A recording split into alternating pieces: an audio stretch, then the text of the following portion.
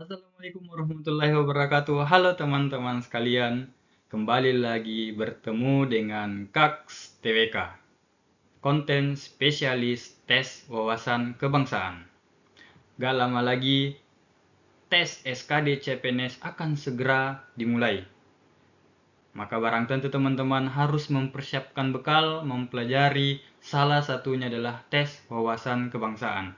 Di video kita kali ini, kita akan membahas terkait dengan nasionalisme, yaitu salah satu sub pembahasan yang ada dalam tes wawasan kebangsaan selain bela negara, pilar negara, kemudian bahasa Indonesia dan integritas. Maka sebelum kita membahas beberapa soal mengenai nasionalisme, barang tentu teman-teman harus paham terlebih dahulu konsep dari nasionalisme. Jadi teman-teman sekalian, yang dimaksud dengan nasionalisme adalah paham mengenai kecintaan kita terhadap tanah air. Ajaran mengenai kecintaan kita terhadap negara ini, terhadap Indonesia. Jadi apapun perilaku, wujud, sikap kita yang mencerminkan kecintaan kita terhadap Indonesia, maka itu didefinisikan sebagai nasionalisme. Seperti itu, teman-teman, penjelasan singkat mengenai definisi dari nasionalisme. Teman-teman sekalian, perlu kiranya teman-teman paham bahwa soal tes wawasan kebangsaan tahun 2021 kemarin, pengalaman pribadi saya dari 30 soal tes wawasan kebangsaan, semuanya merupakan soal penalaran. Adapun soal sejarah itu tidak menanyakan terkait dengan tokoh, terkait dengan kronologi, melainkan bagaimana perilaku atau apa yang dapat kita petik dari pelajaran sejarah tersebut. Maka di konten Kaks TWK ini kita hanya akan membahas mengenai soal-soal TWK penalaran. Oleh karena itu, di pembahasan terkait dengan nasionalisme, Kaks akan menjelaskan contoh-contoh perilaku atau sikap yang mencerminkan nasionalisme dalam kehidupan sehari-hari. Yang pertama, misal adalah menjaga ketertiban masyarakat dengan mematuhi peraturan yang berlaku. Kemudian melestarikan budaya Indonesia. Kemudian selanjutnya ikut serta dalam upaya bela negara. Menggunakan produk dalam negeri. Kemudian selanjutnya adalah menjunjung tinggi nilai-nilai persatuan dan kesatuan bangsa dan menaati hukum negara. Ini merupakan contoh-contoh perilaku atau sikap nasionalisme dalam kehidupan sehari-hari. Misal lebih spesifik, teman-teman Kaks TWK, wujud sikap nasionalisme dan patriotisme khususnya yang ada di lingkungan keluarga dan yang ada di lingkungan masyarakat.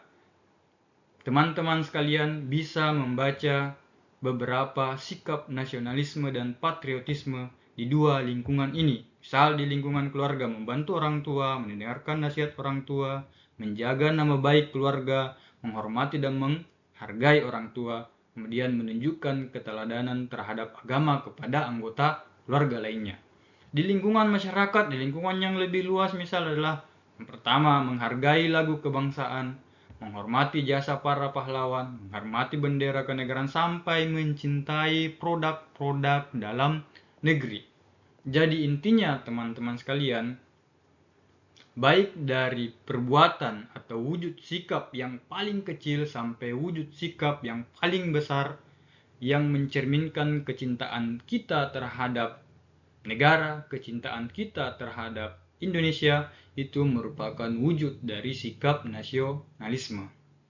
Baik teman-teman sekalian, tanpa panjang lebar, kita akan membahas soal tes wawasan kebangsaan sub pembahasan nasionalisme. Soal yang pertama adalah masyarakat Indonesia merupakan masyarakat yang majemuk. Kemajemukan tersebut ditunjukkan dengan terdapat berbagai macam suku bangsa, agama, budaya, adat istiadat, bahasa daerah, dan sebagainya. Melihat kemajemukan tersebut, diperlukan adanya sikap nasionalisme berdasarkan keanekaragaman. Hal ini bertujuan agar A. Persatuan dan kesatuan terjaga. B. Budaya daerah dapat dilestarikan. C. Agar bangsa Indonesia tidak kehilangan kepribadian bangsanya. D. Agar tercipta kedaulatan bangsa. Dan E. Agar bangsa Indonesia tetap menjadi bangsa yang majemuk. Teman-teman sekalian, yang paling pertama dalam menjawab soal adalah menentukan keyword dari pertanyaan tersebut atau kata kunci dari pertanyaan tersebut. Yang menjadi keyword atau kata kunci dari soal ini adalah nasionalisme berdasarkan keanekaragaman atau nasionalisme berdasarkan kemajemukan. Nasionalisme keanekaragaman atau sinonim dari kemajemukan.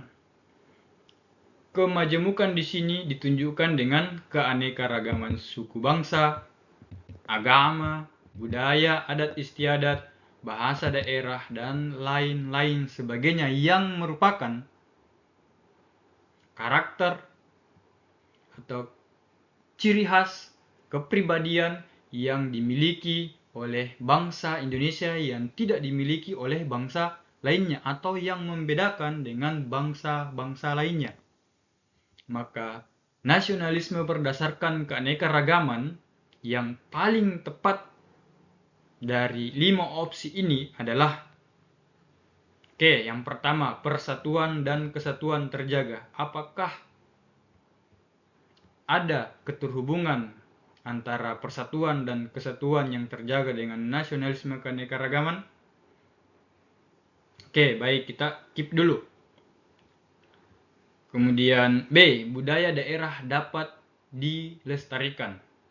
Nah, opsi budaya daerah dapat dilestarikan ini hanya salah satu wujud kemajemukan. Sedangkan yang ditanyakan adalah tujuan nasional secara keseluruhan. Jadi ini kurang tepat. Kemudian C, agar bangsa Indonesia tidak kehilangan kepribadian bangsanya. Yang saya sampaikan tadi adalah bahwa kemajemukan ditandai dengan berbagai macam suku bangsa, agama, budaya merupakan kekhasan kepribadian bangsa Indonesia yang membedakan bangsa Indonesia dengan bangsa-bangsa lainnya.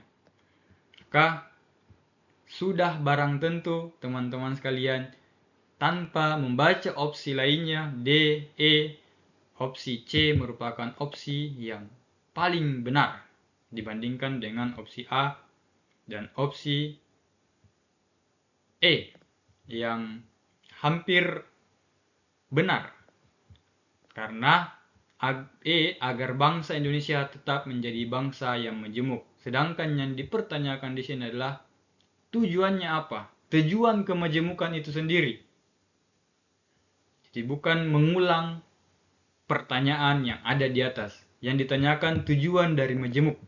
Tujuan dari majemuk adalah agar bangsa Indonesia tidak kehilangan kepribadian bangsanya. Jadi opsi C adalah opsi yang paling benar.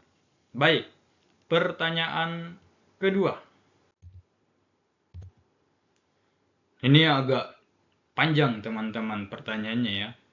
Tapi ada trik.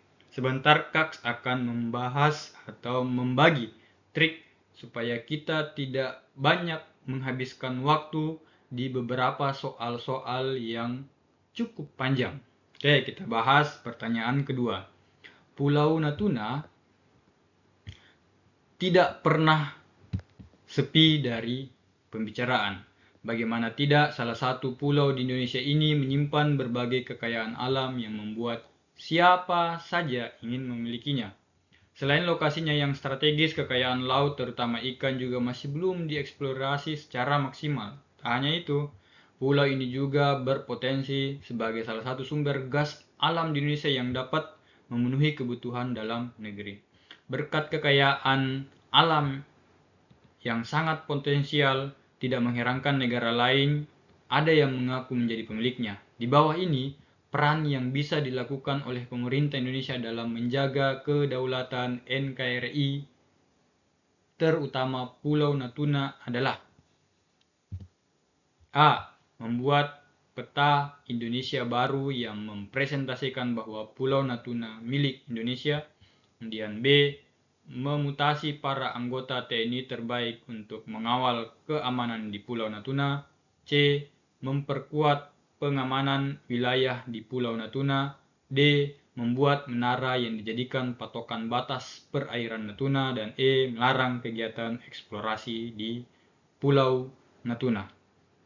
Nah, teman-teman sekalian, seperti yang Kaks janjikan di awal, bahwa ada trik untuk menjawab pertanyaan-pertanyaan yang relatif panjang.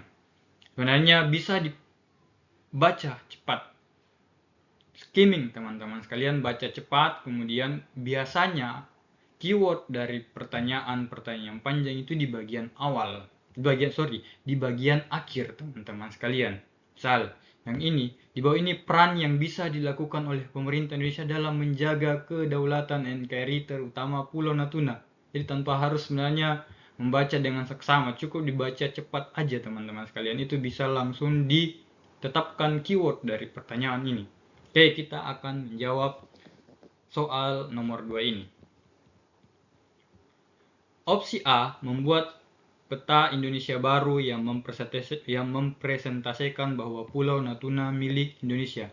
Apakah opsi membuat peta baru ini merupakan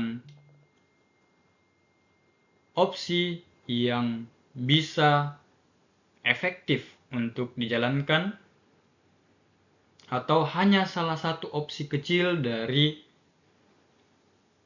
permasalahan yang ada di Pulau Natuna? Saya pikir ini tidak mampu atau tidak efektif untuk menjaga kedaulatan NKRI khususnya Pulau Natuna. Opsi B, memutasi para anggota TNI terbaik. Ini juga merupakan salah satu sub opsi untuk menjaga kedaulatan, tetapi tidak secara menyeluruh menjaga kedaulatan NKRI khususnya di Pulau Natuna. Opsi C, memperkuat pengamanan wilayah di Pulau Natuna. Opsi C ini teman-teman sekalian menurut Kaks itu lebih besar, lebih efektif. Jadi bisa membuat peta, bisa memutasi para anggota TNI, kemudian bisa melakukan hal-hal lainnya yang lebih luas untuk menjaga Pulau Natuna tetap menjadi bagian dari NKRI. Jadi ini lebih luas, lebih efektif untuk menjaga kedaulatan NKRI. Oke. Takip. Bagian D, membuat menara yang dijadikan patokan batas perairan Natuna. Padahal teman-teman sekalian, itu sudah jelas batas-batas dari sebuah negara berbatasan dengan negara lainnya. Jadi salah satu saja pengamanan wilayah di Pulau Natuna. Kemudian opsi E, melarang kegiatan eksplorasi di Pulau Natuna. Ini sudah pasti salah teman-teman sekalian.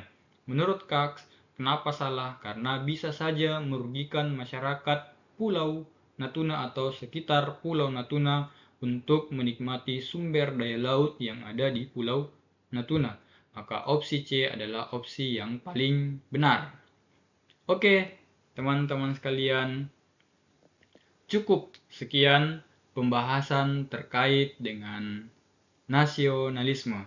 Semoga kita bisa bertemu dan membahas sub pembahasan yang ada dalam tes wawasan kebangsaan. Sekian, jangan lupa subscribe, like, dan share video ini jika bermanfaat kepada teman-temannya. Assalamualaikum warahmatullahi wabarakatuh.